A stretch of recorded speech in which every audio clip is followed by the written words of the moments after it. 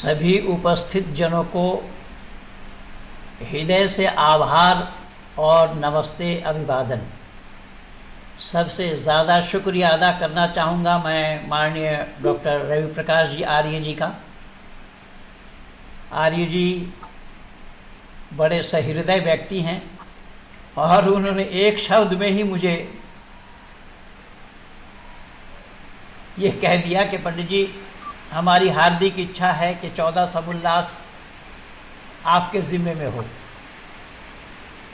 मैंने इनकी प्रार्थना को स्वीकार किया और माननीय डॉक्टर साहब का मैं बड़ा शुक्रगुज़ार हूँ। साथ साथ मैं शुक्रगुज़ार हूँ माननीय डॉक्टर आनंद बाबू का कि जिन्होंने मेरा छोटा सा परिचय आप लोगों के बीच सुनाए हैं, और मैं सभी उपस्थित जनों का अभिवादन करता हूँ।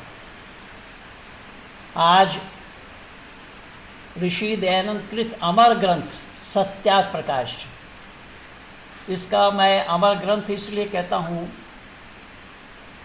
कि अनेक लोगों ने अनेक बार अपने प्रयासों से इस किताब पर प्रतिबंध लगाने का प्रयास किया, लेकिन कोई कामयाबी हासिल किसी की भी नहीं हुई।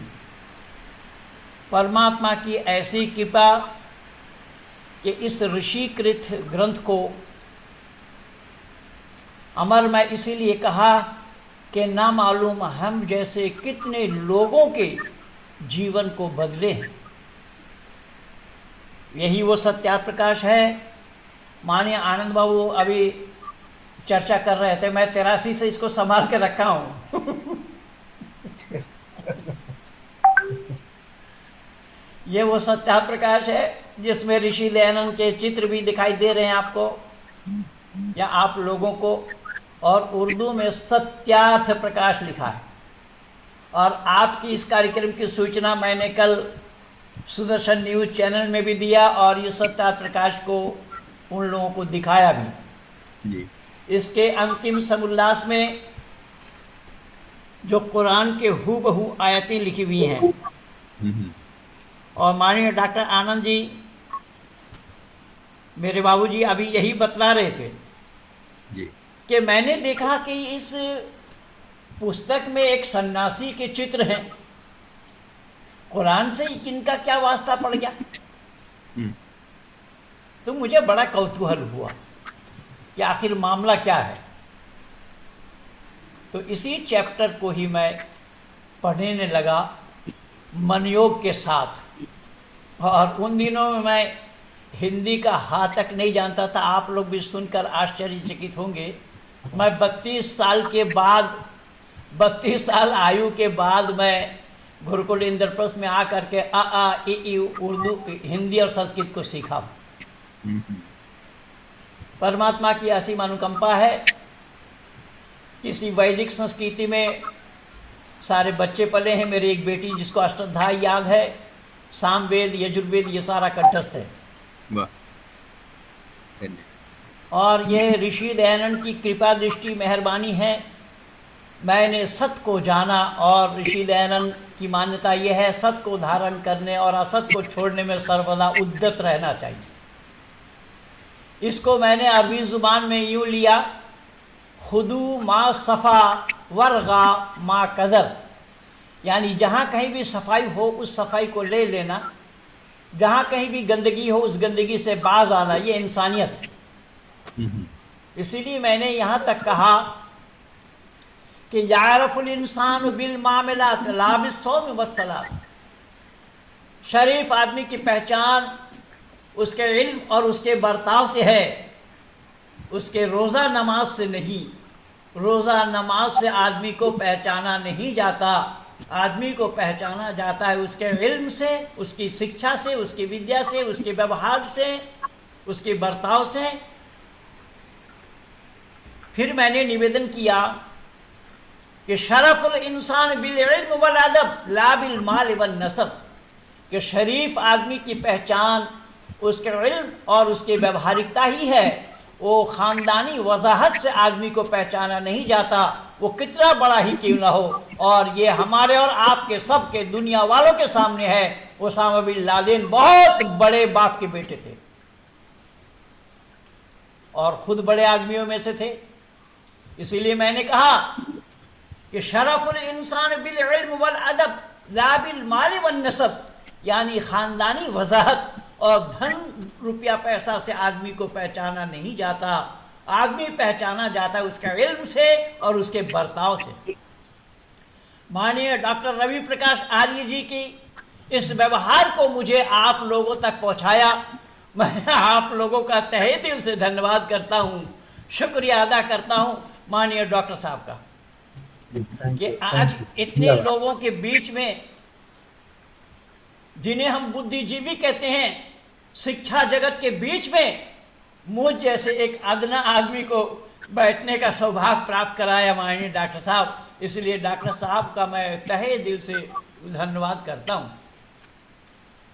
आज 14 समुल्लास के चर्चा मेरे ऊपर माननीय डॉक्टर साहब जी ने सौंपा है और इस कार्यक्रम का जो कि सत्यार्थ प्रकाश से प्रथम समुल्लास से लेकर के आज 30 तारीख 12 से लेकर के आज 30 तारीख को जो हम लोग समाप्ति की ओर हैं, इसलिए हमारे हिंदी की लोकाचार की भाषा में ये कहा जाता है जिसका अंत भला उसका सब भला।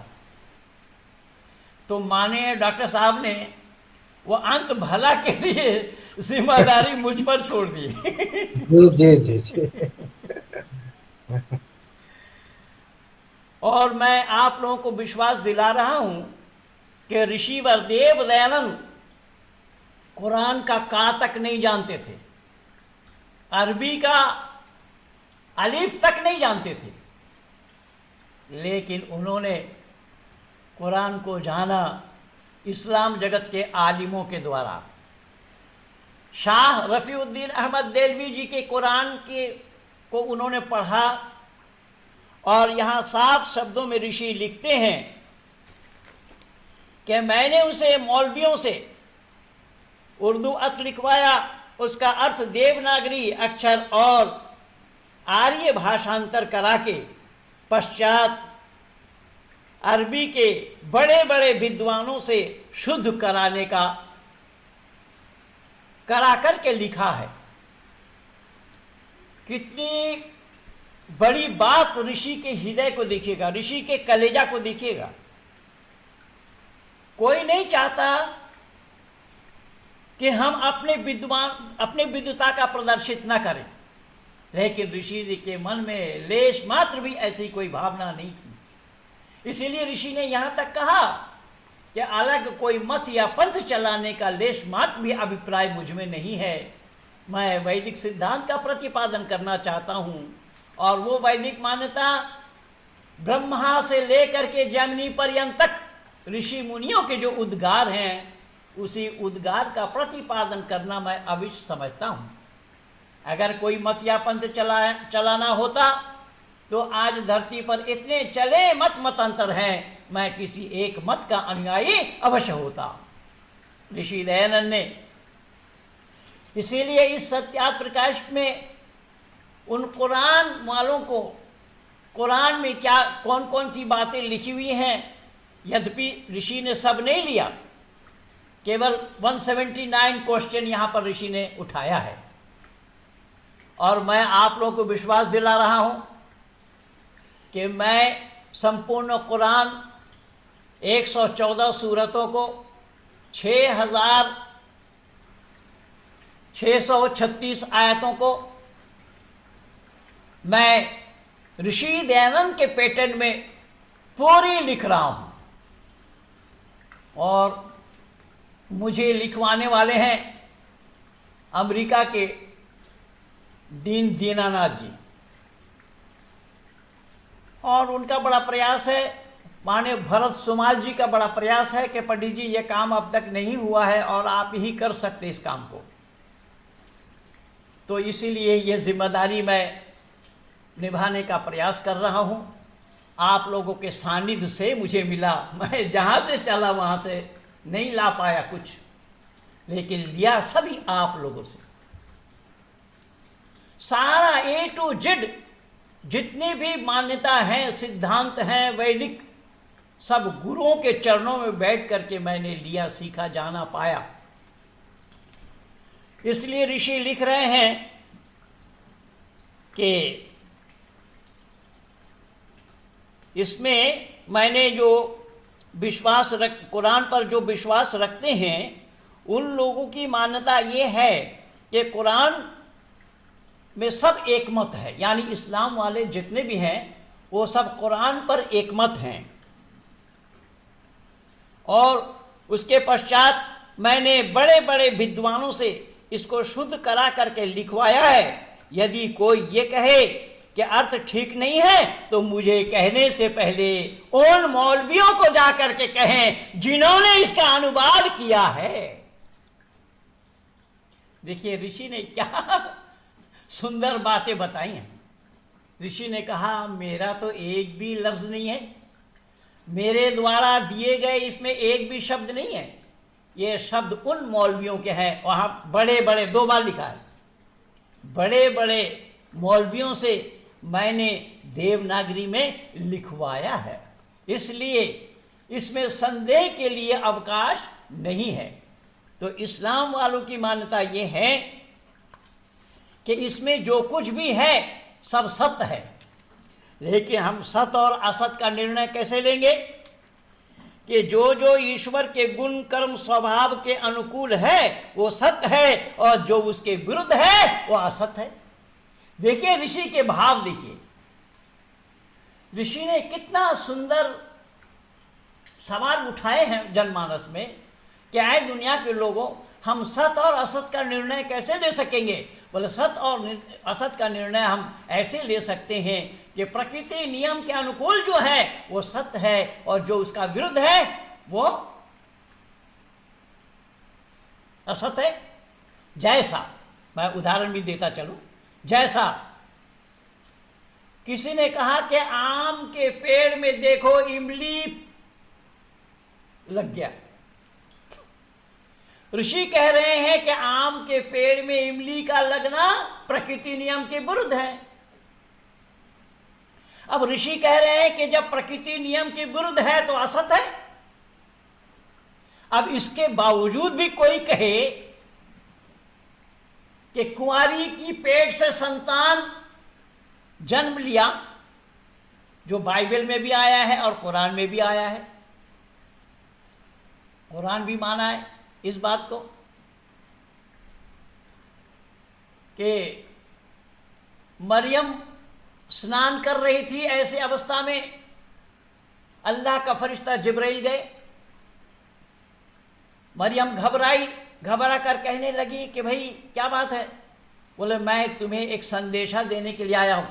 क़ालत रब्बी अन्ना यकूनु ली वलदुन वलम यमससनी बशर क़ाल कज़ालिकल्लाहु यख़्लुक़ु मा यशाअ इज़ा क़ज़ा अमरन फ़इन्नमा यक़ूलु लहु कुन फ़यकुन। अगर मैं ये आयत न सुनाऊं तो फिर आप लोगों को भूत प्रेत का पता नहीं लगेगा, इसीलिए मैं भूत प्रेत का पता भी आप लोगों को बताता चलूं।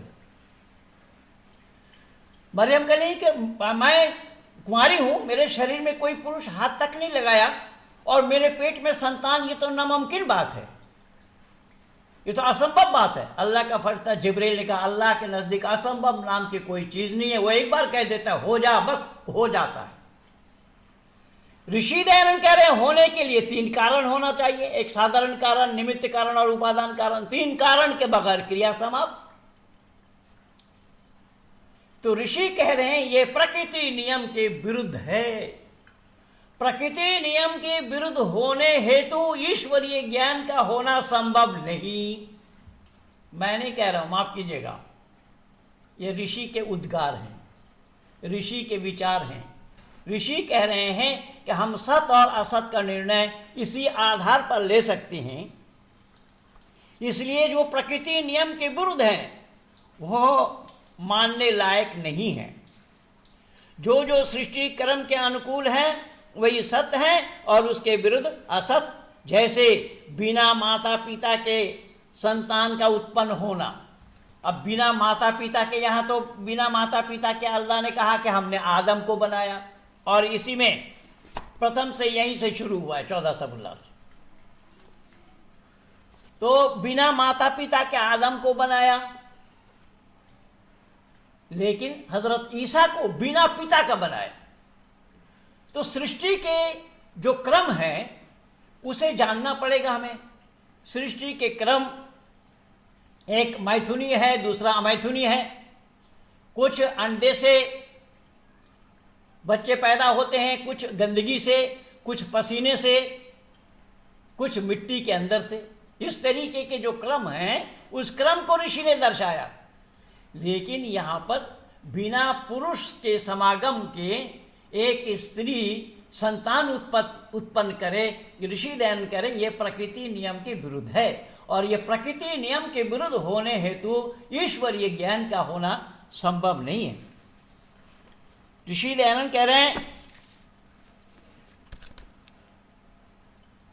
सत्य असत विषय प्रकाशित करने के लिए ही मैं इसको लिख रहा हूं। ये मत समझना कि मेरे लेश मात्र भी अभिप्राय ये नहीं है कि किसी के दिल में मैं सदमा पहुंचाऊं, किसी के दिल में मैं दुख देना नहीं चाहता, किसी के दिल में दुख पहुंचाने के लिए मैंने नहीं लिखा। मैं लिखा हूं सत्य का ज्ञान कराने के लिए।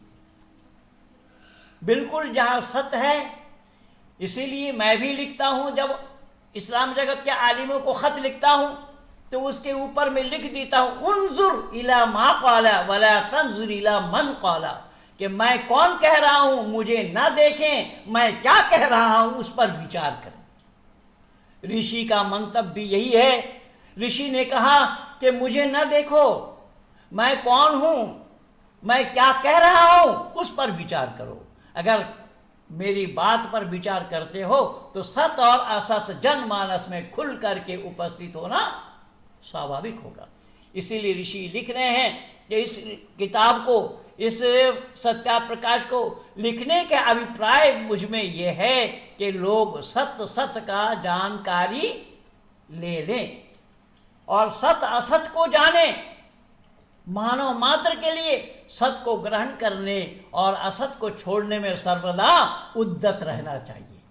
अब ये है ऋषि के उद्गार।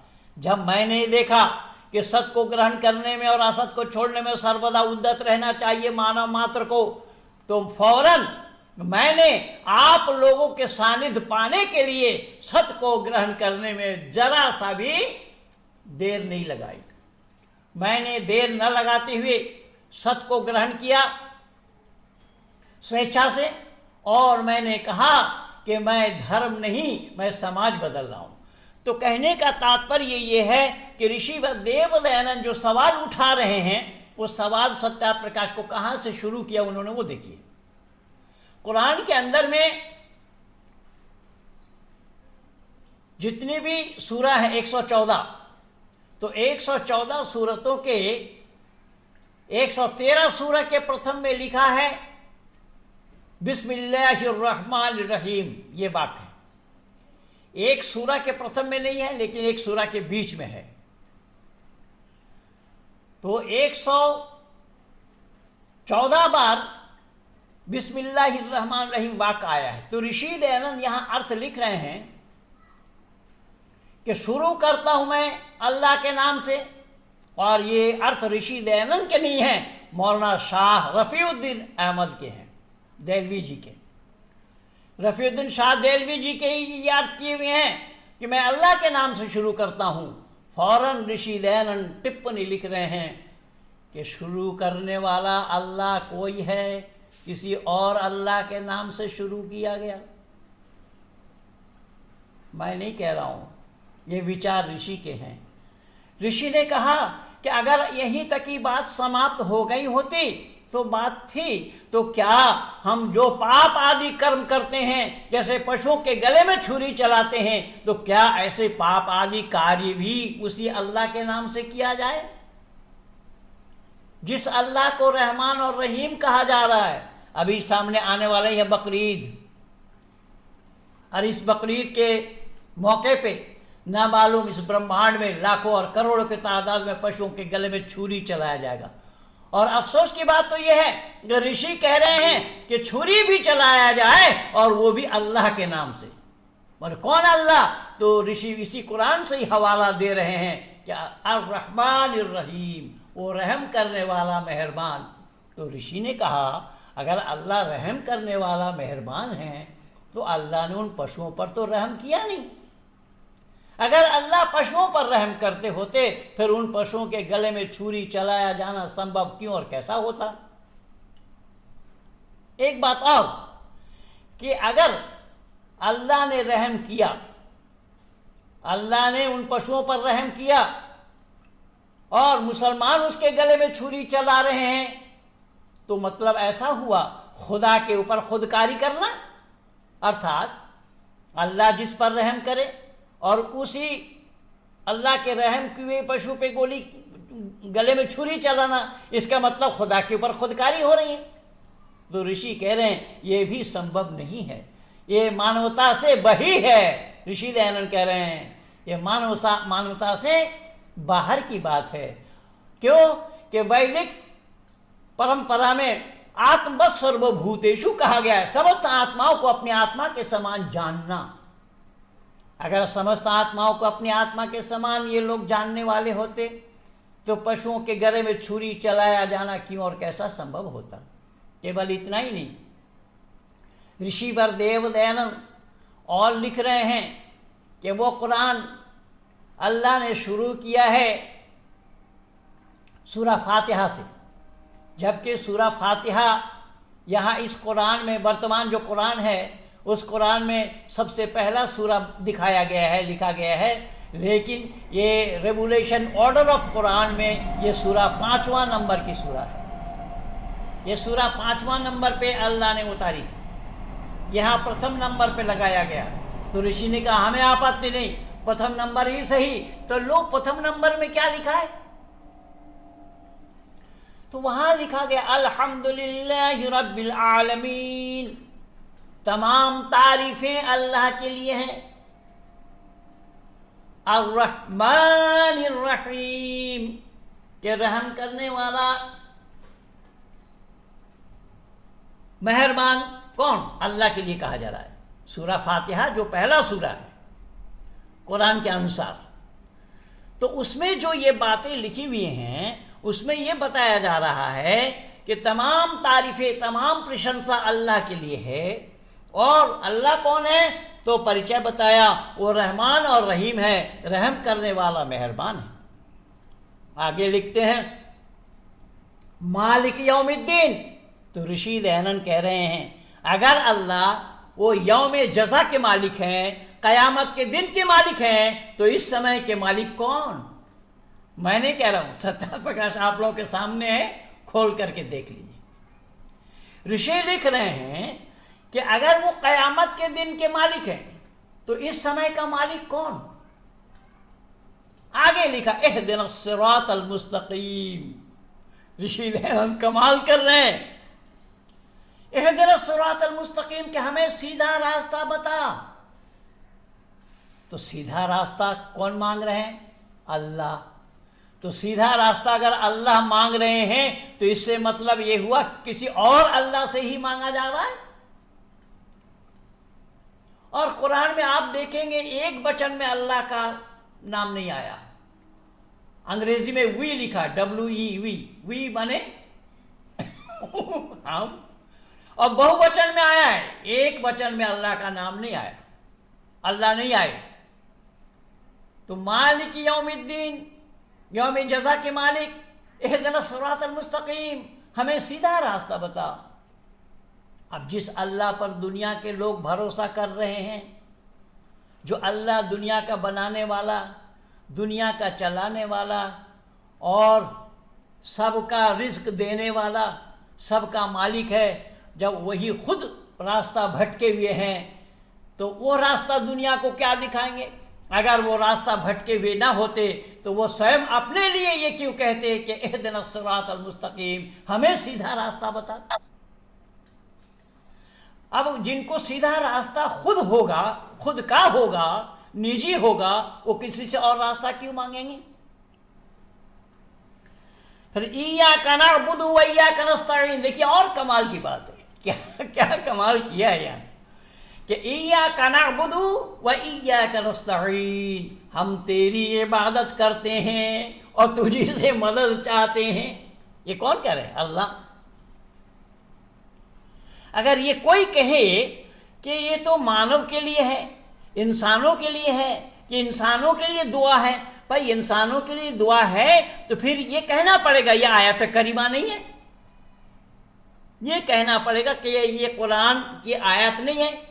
अगर कुरान की आयत है और अल्लाह ने यही बात कही तो फिर हमारे लिए दुआ हम ये क्यों और कैसे माने, क्यों और कैसे कहने जाएं। इसलिए इय्याका नअबुदु व इय्याका नस्तईन, क्या है अल्लाह हम तेरी इबादत करते हैं और तुझी से मदद चाहते हैं। अब अल्लाह भला किस अल्लाह की इबादत करते हैं?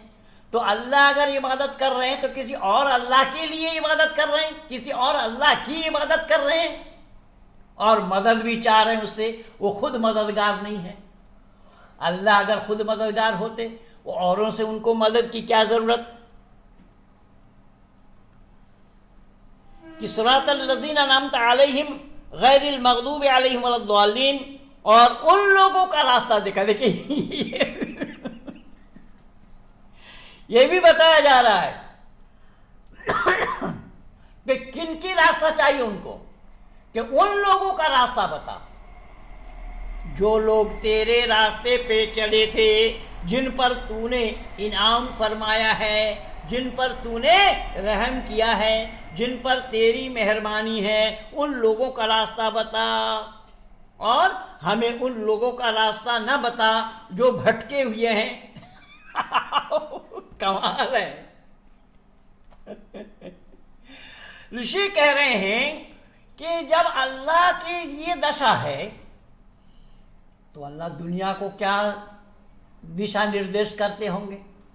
यहां तो अल्लाह के लिए वो भटके हुए लोगों के रास्ते से खुद बचना चाह रहे हैं। यानी भटके हुए लोगों के रास्ते से अल्लाह खुद बचना चाह रहे हैं, जिसको अल्लाह कहा जा रहा है, जिसको रहमान और रहीम कहा जा रहा है, जिसको यौम जज़ा के मालिक कहा गया। तो उनसे ये इल्तिजा की जा रही है, प्रार्थना की जा रही है। लेकिन ऋषि के उद्गार नहीं किए।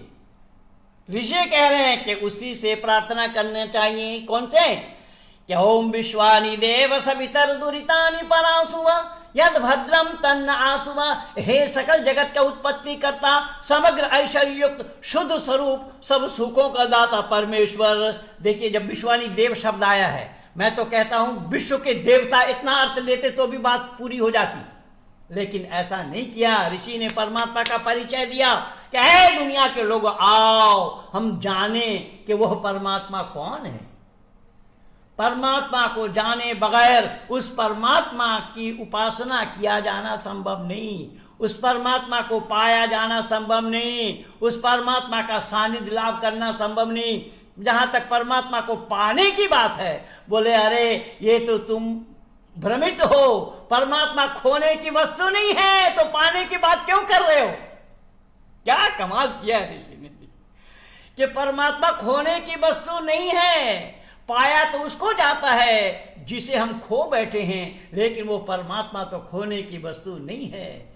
हाँ तुम्हारी अकल मारी गई, बुद्धि मारी गई कि तुमने उसको जाना नहीं, इसीलिए तुम भटक रहे हो।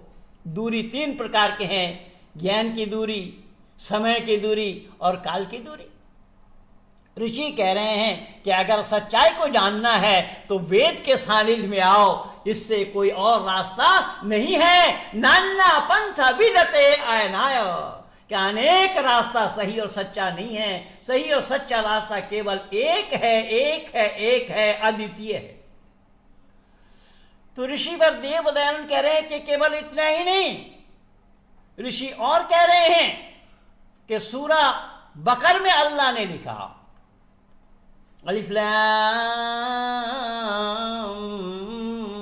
मीम,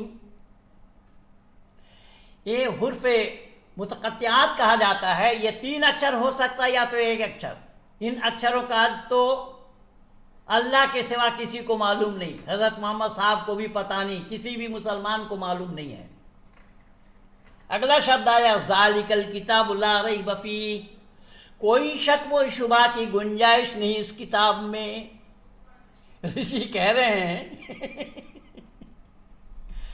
कि इस किताब में शक व शुबा की गुंजाइश नहीं, आप बतला रहे हैं। और इसमें अगर शक हो तो बीच में जाने से पढ़ने पर तभी तो पता लगेगा। आपने तो पहले ही कह दिया शक व शुबा की गुंजाइश नहीं। जैसा किसी ने किसी को शरबत दी और शरबत पीने से पहले कहा मैं इसमें थूका नहीं हूं इसमें मैंने थूका नहीं, ये बिना थूक वाली शरबत है, पीजिए आप। तो संदेह करेंगे कि नहीं पीने वाला? यहां भी वही बात हो रही है। अल्लाह कह रहे हैं ज़ालिकल किताबुल ला रैब फीह, कोई शक व शुबा की गुंजाइश नहीं इस किताब के अंदर। लेकिन उस किताब में शक है या नहीं, ये मैं आज आप लोगों के सामने स्पष्टीकरण दूंगा। इसमें शक की गुंजाइश है या नहीं। इसमें शक यह है वइज़ क़ाल इब्राहीम रब्बि अरनी कैफ़ तुहिल मौत क़ाल अवलम तुमिन क़ाल बला वलाकिन लियत्मइन्ना क़ल्बी क़ाल फ़ख़ुज़ अर्बअतम मिनत-तैर फ़सुरहुन्न सुम्मा इजअल अला कुल्लि जबलिन मिनहुन्न जुज़'अन सुम्मा उदउहुन्न यातिनका सअया। यानी एक पैगंबर किसी गांव से चले जा रहे थे, जिस गांव से गुजर रहे थे गांव के सारे लोग मरे पड़े थे, औंधे मुंह पड़े थे छत पर। अल्लाह का फरिश्ता ने अल्लाह से कहा कि अल्लाह आप मरे हुए को जिंदा कैसे करते हैं? अल्लाह ने कहा विश्वास नहीं? बोले विश्वास तो है, लेकिन मैं देखना चाहता हूं। तो ठीक है, देखना चाहते हो तुम आगे जाओ, आगे तुम्हें एक पेड़ मिलेगा और तुम जो गधा को साथ लिए जा रहे हो पेड़ के जड़ में बांध देना उसकी रस्सी, और जो सामान है तुम्हारे पास उसको रख देना। तो ऐसा ही किया, वो जा करके वहां बैठ गया। पेड़ के नीचे बैठने से ठंडी ठंडी हवा लगी तो उस बेचारे को नींद आ गई। नींद आने के बाद अल्लाह ने उसकी रूह निकाल ली। ये सुबह का वक्त था और सूरज डूबने से पहले, सूरज गुरूब होने से पहले उसके अंदर में रूह अल्लाह ने डाल दी और उससे पूछा कितने दिन सो रहे हो? उसने बोला अल्लाह एक दिन भी पूरी नहीं हुई। अल्लाह ने कहा अरे एक दिन? तुम्हें सोते सोते 100 साल हो गया। इसका प्रमाण कि तुमने जो गधा को बांध रखा था, देखो वो गधा का पिंजर पिंजर दिखाई दे रहा है, हड्डी हड्डी हो गया 100 साल में गधे का। लेकिन आप सब विद्वान जनों से मैं करबद्ध प्रार्थना करता हुआ कुरानी इस किस्सा को आप लोगों के सामने रख रहा हूं। क्या अल्लाह ने फरमाया गधे का तो कंकाल बन गया, लेकिन वो व्यक्ति जो खाने पीने का सामान रखा था वो सड़ा गला नहीं, बिल्कुल तरोताजा रहा। आप अंदाजा लगाइए आप विद्वान जन। 100 साल में जब गधे का कंकाल बन गया और उस पैगंबर का क्यों नहीं बना? ये भी तो स्वाभाविक है। जो पैगंबर बोल रहा था उसका कंकाल नहीं बना, उसका पिंजर पिंजर हड्डी हड्डी नहीं दिखाई दे रहे गधे के लिए। और गधे के ये दिखाई दी बोले मैं इस पर खाल चढ़ा दूंगा, मांस भी चढ़ा दूंगा, लेकिन देखो तुम्हारा जो खाने का सामान था वो बिल्कुल तरोताजा रहा, सड़ा गला नहीं। अब दुनिया में कौन ऐसे इंसान होंगे जो इसे सच मानेंगे? ऋषि कह रहे हैं कि इसीलिए मुझे संदेह हुआ है। ऋषि कह रहे हैं इसीलिए मुझे संदेह हुआ है। भले ही अल्लाह ने कह दिया होगा ज़ालिकल किताबुल ला रैब फीह, कोई शक व शुबा की गुंजाइश नहीं, ये भले ही अल्लाह ने कह दिया, लेकिन जब मैं उसके अंदर पढ़ते पढ़ते जब बीच में आया तो मुझे ये किस्सा दिखाई पड़ी। एक किस्सा नहीं है, ऐसे अनेक किस्सा है, क्योंकि कुरान खुद गवाह है। नहनु नकुस्सु अलैका हसनल क़सस बिमा औहैना इलैका हाज़ल कुरआन व इन कुन्त मिन क़ब्लिही लमिनल गाफ़िलीन। अल्लाह ने कहा मैं इस कुरान के माध्यम से एक मनोरम किस्सा बयान कर रहा हूं, मनोरम किस्सा। और ये कुरान किस्सा और कहानी की किताब है, और ये मनोरम किस्सा इसलिए है कि यूसुफ नाम का एक पैगंबर हुए, उन यूसुफ के और 11 भाई थे, सौतेले भाई थे, क्योंकि यूसुफ के पिता का नाम था हज़रत याकूब। याकूब की 2 शादी थी, दोनों बहनों को शादी किया था उन्होंने। एक का नाम लाया और दूसरे का नाम राहिल। एक से यूसुफ और बुनियामीन पैदा हुए और एक से 11 पैदा हुए। यूसुफ ने एक दिन ख्वाब देखा कि सूरज, चांद और 11 सितारा मुझे सीधा कर रहे हैं। अब दुनिया वालों को यह समझना पड़ेगा कि सूरज, चांद और सितारा ये जड़ है या चेतन। अब जड़ से किसी के सामने में सीधा करना या करवा देना अल्लाह का, ये सच क्यों और कैसा संभव है? इसलिए किस्सा केवल यही तक ही नहीं रुके अल्लाह और उस यूसुफ के लिए बताया जा रहा है कि भाई लोग उससे ईर्ष्या करते थे, तो उसको मारने के लिए जंगल में ले गए और उसका कुर्ता उतार कर उसको कुएं में डाल दिया और एक भेड़िया मार करके उसके खून से कपड़े को रंगा कर बाप के पास ले आया, जबकि बाप जाने से मना कर रहे थे। तो बाप को भी संदेह हुआ, लेकिन जब कुआं में डाल दिया, वहां कुछ लोग राहगीर आए, कुआं में डोल डाला, पानी की जगह बच्चा उठ करके आया निकल करके। जब बच्चा निकल करके आया तो वो लोग पर आश्चर्यचकित हुए। उन लोगों ने, मैं बहुत शॉर्ट में बता रहा हूं, उन लोगों ने उस बच्चे को मिस्र के बाजार में बेचा। मिस्र के बाजार में बेचा। जो मिस्र का बादशाह था जिसका नाम था अजीज, उसने खरीदा। अब उसने खरीदा, अपने पास रखा। बड़ी लंबी कहानी है, 111 आयतें हैं इसके। लेकिन जो अजीज की पत्नी थी, वो अजीज की पत्नी यूसुफ पर आशिक हो गई। जब यूसुफ पर आशिक हो गई तो यूसुफ ने मना किया कि नहीं, ऐसा नहीं, पर वो मानने वाली नहीं थी।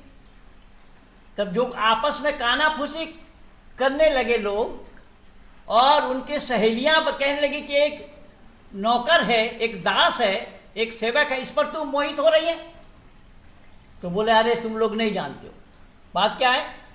तो महिलाओं के हाथ में फल और छुरी दे करके लाइन से बिठा दिया और यूसुफ को ले जाया जा रहा है। अब महिलाएं यूसुफ के हुस्न को देखकर, उसकी खूबसूरती को देखकर, हैंडसम चेहरा को देख करके फल काटने के बजाय सब उंगली काट डाले। ये किस्सा है। केवल इतना ही नहीं, जुलेखा ने, जब उस अजीज की पत्नी का नाम था जुलेखा, उस जुलेखा ने जब यूसुफ को अपने कमरे में लाई और उसको बोला कैसे ऐसी बातें, अल्लाह ने 3 आयत, जहां पंखा लटक रहा है उसमें आयत अल्लाह ने लिखवा दी। यानी अल्लाह को पहले से लिखवाने का मतलब ये हुआ कि अल्लाह को पता था कि मेरा पैगंबर देख सकते हैं। तब यूसुफ जब ज़ारबंद खोलने के लिए जा रहा है तो वहां बताया गया कससुल अंबिया नाम की किताब में कि या यूसुफ लवफ़क़्तल ख़तिय्यत यमहुल्लाहु इस्मिका मिन दीवानिल अंबिया, ऐ यूसुफ ये काम न करो, अंबियाओं के खाता से तुम्हारा नाम काटे जाएंगे, यानी पैगंबरों के खाते से तुम्हारा नाम काटा जाएगा। अब इससे अंदाजा लगाइए, इसीलिए कुरान को भी कहना पड़ा, नहनु नकुस्सु अलैका हसनल क़सस बिमा औहैना इलैका हाज़ल कुरान व इन कुन्त मिन क़ब्लिही लमिनल गाफ़िलीन। मैं कुरान के माध्यम से एक मनोरम किस्सा बयान कर रहा हूं, जिस किस्से से तुम गाफिल थे, जिस किस्से को तुम नहीं जानते थे। ये किस्सा है। अब जिस अल्लाह के लिए रहम करने वाला, मेहरबान बताया गया, इतना कुछ बताया गया है, वो अल्लाह हजरत नूह के कौम के लोगों को दरिया में डुबो रहे हैं। अच्छा, किसी आदमी को, इंसान को दरिया में डुबोना दयालु का काम होगा या निष्ठुर का? और ये काम अल्लाह का है।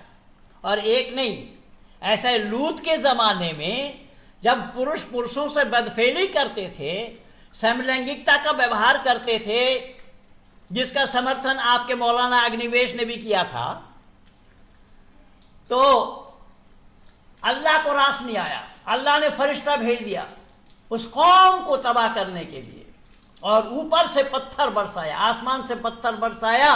उनके नाम भी लिखे हुए थे, जिन जिन लोगों के नाम लिखे थे उनके सर पे गिरा। यह अल्लाह का काम है। केवल इतना ही नहीं, हजरत इब्राहिम के जमाने में भी नमरूद के साथ यही हुआ, नमरूद को भी तबाह कर दिया। मूसा के काल में भी यही हुआ कि फिरौन के लश्करों को और फिरौन को दरिया में डुबो कर मारा। अब दुनिया वालों को ये निर्णय लेना पड़ेगा कि जिस अल्लाह को रहमान और रहीम कहा जा रहा है, ऋषि दैनन कह रहे हैं, अगर ये सब गुण, किसी को मारने के गुण अगर अल्लाह में है तो वो हो सकता है अल्लाह हो जाए, लेकिन परमात्मा नहीं होंगे। क्योंकि परमात्मा का स्वाभाविक गुण है जीवों पर दया करना। जीवों पर दया करना यह परमात्मा का स्वाभाविक गुण है। इसलिए ओम परमात्मा का निज नाम है, मुख्य नाम है। ओम के मानी है सर्वरक्षक। तो ऋषि दयानंद का कहना है, ऋषि दयानंद की मान्यता है, 14 समुल्लास में उन कुरान के बातों को, चुनिंदा बातों को उठाकर ऋषि दयानंद ने अपने अमर ग्रंथ सत्यार्थ प्रकाश में रखा है और बताया है, अगर ये सब गुण अल्लाह में है तो भाई वो अल्लाह तो हो सकते हैं, लेकिन परमात्मा नहीं होंगे। क्योंकि परमात्मा इच्छा आदि गुणों से रहित है और अल्लाह की इच्छा होती है। जैसा ये कहते हैं, वमा तशाऊन इल्ला यशा अल्लाह रब्बुल आलमीन, अल्लाह जो चाहता है वही होता है, अल्लाह जो नहीं चाहता नहीं होता। तो मैं इस पर सवाल उठाया सुदर्शन न्यूज चैनल में कि अल्लाह जो चाहता है वही होता है, जो नहीं चाहता नहीं होता। तो भाई वसीम रिजवी जो एक शिया हैं और उत्तर प्रदेश में शिया वक्फ बोर्ड के वो चेयरमैन भी हैं, तो उन्होंने सुप्रीम कोर्ट में 26 आयतों पर प्रतिबंध लगाने के लिए PIL डाला है और उसी पर सुदर्शन न्यूज चैनल में प्रोग्राम चल रहा है। मुझे वहाँ पर अंपायर बनाया गया।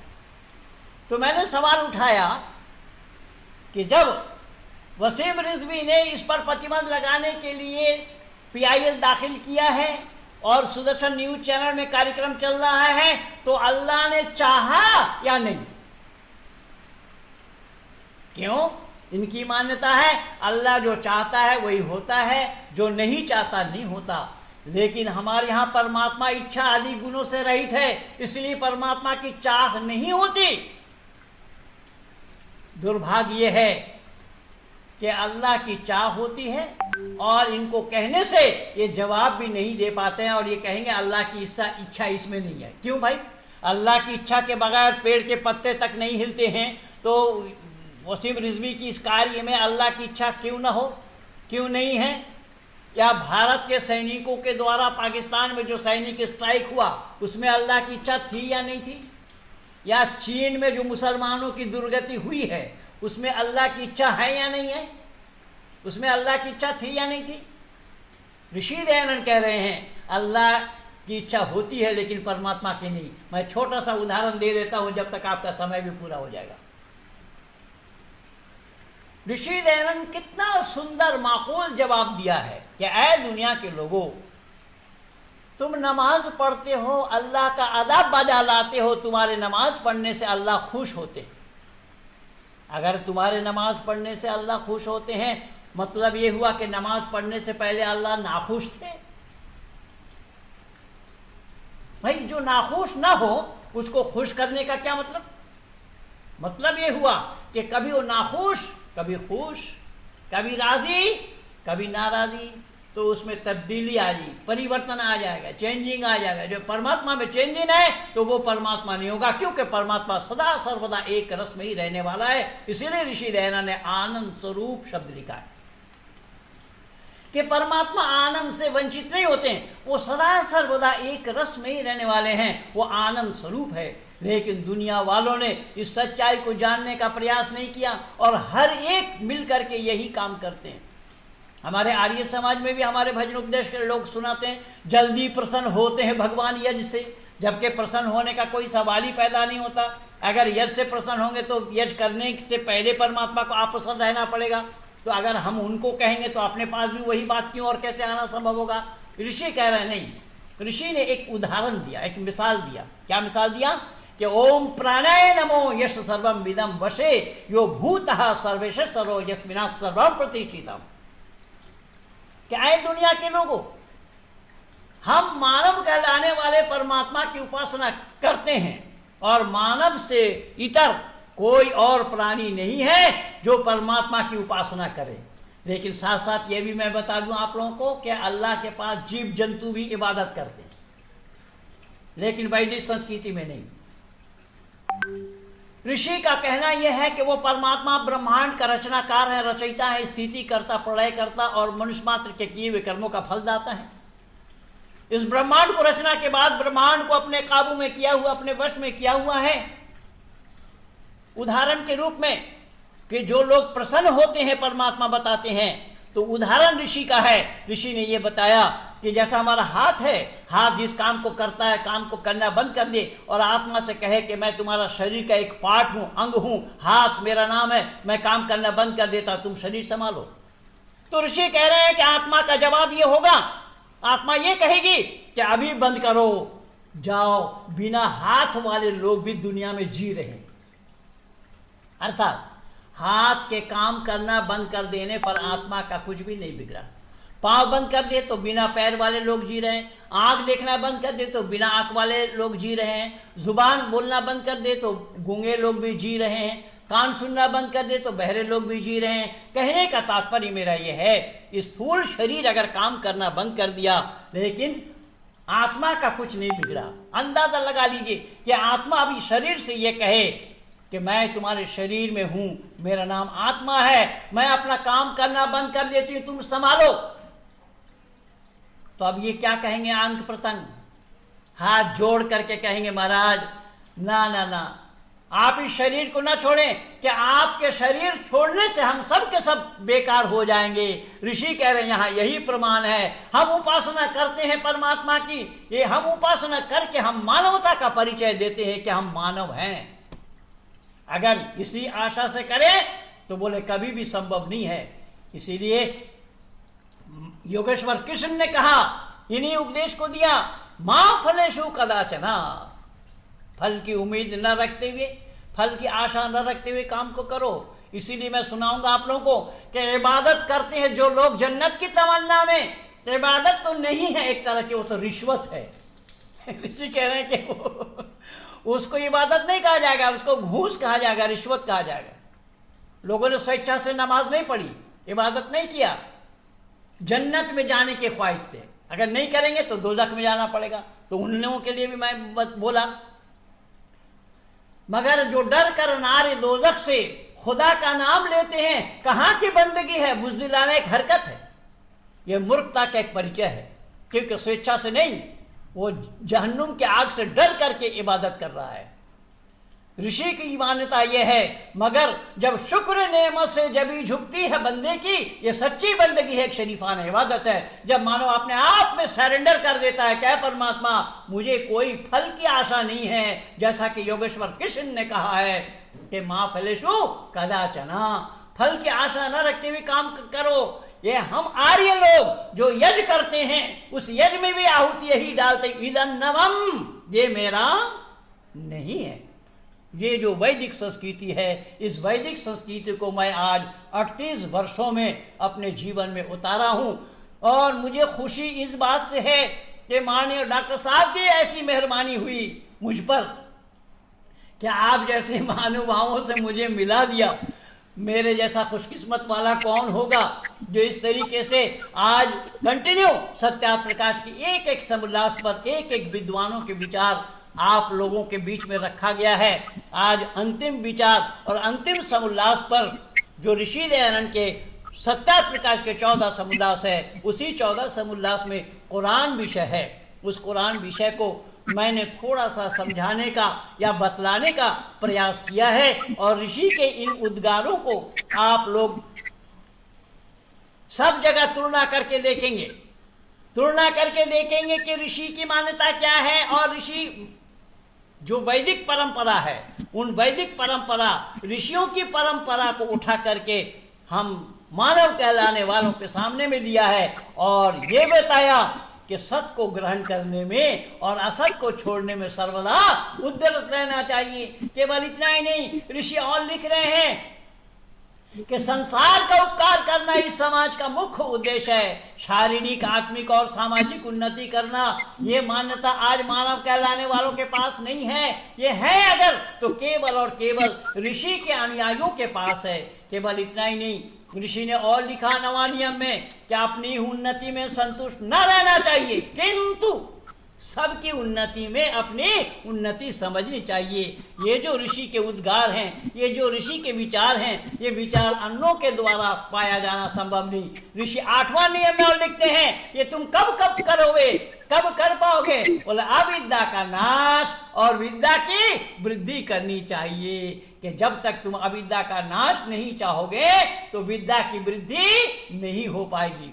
तो मैं समझ रहा हूं कि समय करीब हो रहा है, आप लोग मुझे रोक नहीं रहे हैं और मैं एक संपूर्ण आर्य जगत में एक बीमार आदमी हूं। मेरा कंटिन्यू बोलने का अभ्यास 6 घंटा 10 मिनट का है। कोई नहीं, आप बोल सकते हैं 10-5 मिनट और। तो कहने का तात्पर्य मेरा यह है कि इसी प्रकार ऋषिवर देव दयानंद ने दुनिया वालों के सामने यह उजागर किया है कि आए दुनिया के लोगों, सत्य का प्रतिपादन करना यह मनुष्य मात्र का कर्तव्य है। अगर सत्य को आचरण में नहीं लाया, सत्य को अपने जीवन में नहीं उतारा, वो मानव कहलाने के हकदार अधिकारी नहीं है। इसलिए छोटी सी एक पहेली सुना देता हूं कि 2 शब्द है, क्योंकि पक्ष 2 है, सीधा उल्टा, धर्मात्मा दुरात्मा। तो धर्मात्मा का काम क्या है? धर्म का प्रचार करना। जैसे आप सारे लोग सब काम काज छोड़ करके यहां समय लगा रहे हैं कि हम अकेले सुखी न रहें, अपितु सुख को बांटे, दुनिया वालों को सुख पहुंचाना चाहते हैं आप लोग। और ये ऋषि मान्यता हमारे और आपके बीच में यही है, ऋषि मान्यता कि हम खुद सुखी न रहें, सुख को बांटें। इसी आधार पर धर्मात्मा का काम है दुरात्मा के बारे में सावधानी बरतने के लिए लोगों का उपदेश देना, लोगों को यह कहना कि दुरात्मा के चक्कर में मत पड़ो, दुरात्मा के बहकावे मत आओ। ये धर्मात्मा का काम है। इत्तेफाक की बात है कि धर्मात्मा कहीं उपदेश देने के लिए जा रहे थे, पैदल का रास्ता था, सड़क चलते चलते उन्होंने एक आवाज सुनी कि मुझे बचा लो। तो ये आवाज सुनते ही ये घबरा गए कि कौन है भाई, बचाने की बात कह रहे हैं। वो पीछे आगे जाने के बजाय पीछे लौटे तो देखा सड़क के किनारे एक आदमी लहू लहान अवस्था में पड़ा हुआ है, क्षत विक्षत अवस्था में पड़ा हुआ। उसे देख करके वो घबरा गए, डर करके ये सोचने लगे शायद कोई चोर डाकू दस्यु होगा, मारना चाहा किसी ने, मरा नहीं, वो जिंदा है, तो उसको क्या करना है, वो छोड़ के जाने लगे। जब छोड़कर जाने लगे फिर उस आदमी ने कहा कि धर्मात्मा मुझे बचा लो, मैं तुम्हारा छोटा भाई हूं।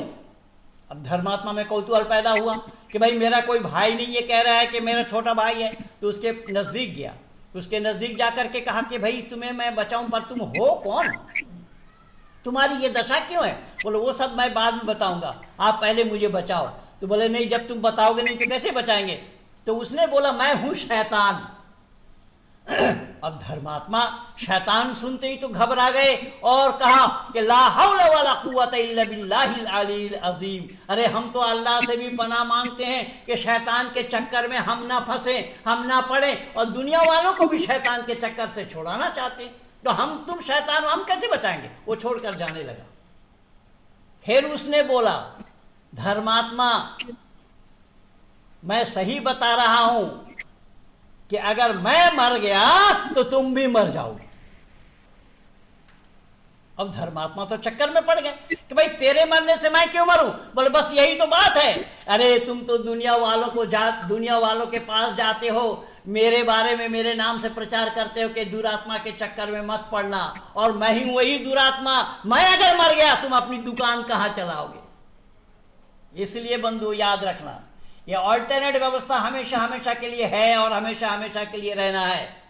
धर्मात्मा अगर प्रचार प्रसार में वृद्धि करे तो दुरात्मा के प्रचार प्रसार में ऑटोमेटिकली कमी आ जाएगी, और कहीं धर्मात्मा प्रचार छोड़कर बैठ जाए तो दुरात्मा की वृद्धि होगी।